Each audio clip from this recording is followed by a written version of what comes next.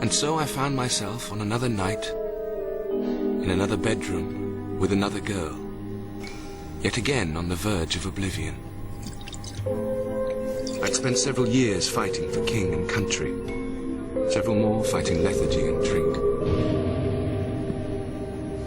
And I decided the time had come to do something about it. I rode out of town and into the night.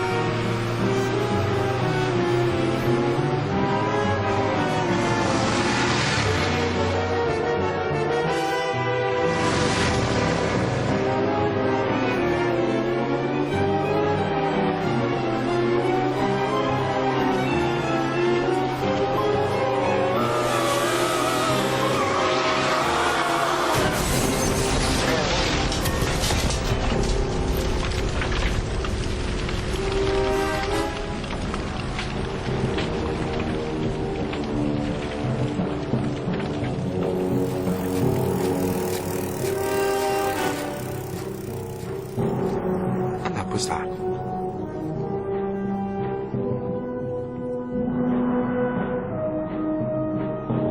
Or so I thought.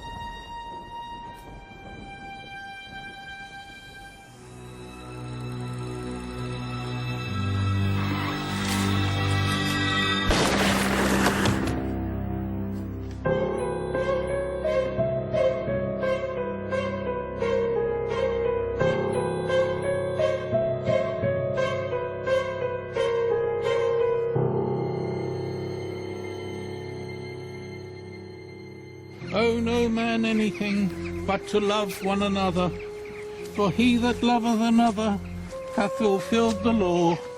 For this, thou shalt not commit adultery, thou shalt not kill, thou shalt not steal, thou shalt not bear false witness, thou shalt love thy neighbour as thyself. Love worketh no ill to his neighbour, but therefore love.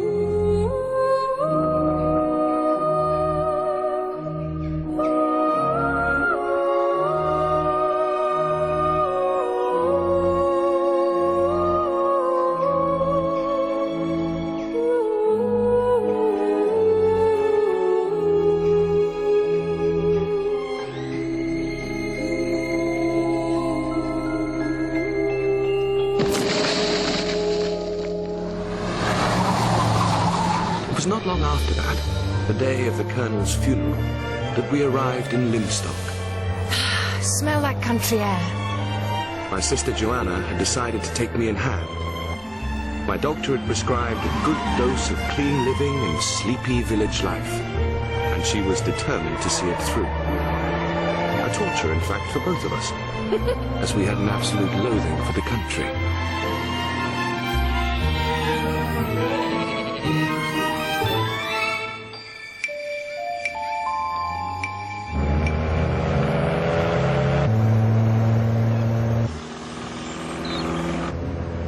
Not a freckle, they'll think I'm Scottish.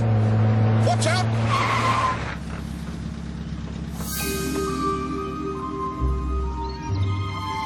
Perhaps country life wasn't going to be so dull after all.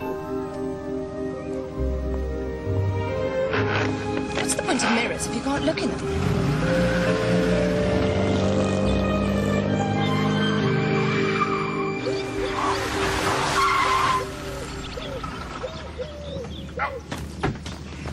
Isn't it sweet?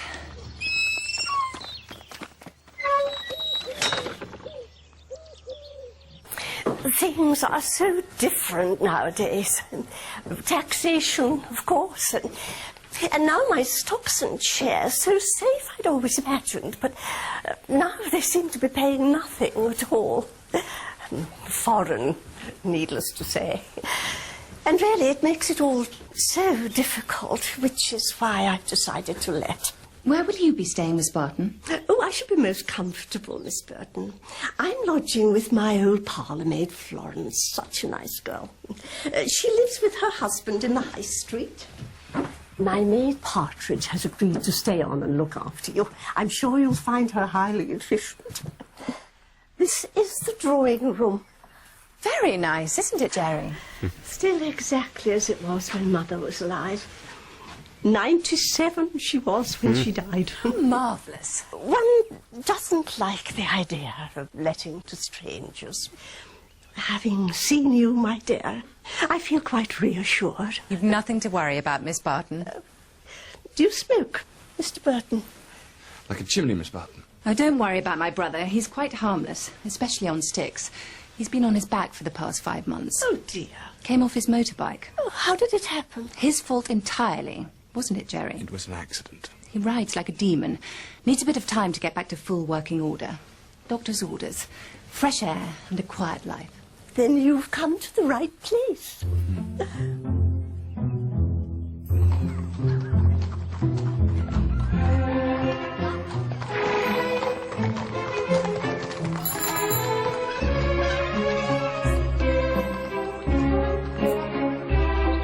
No slouching at the back there. Come on. Heads up, big breaths. Morning.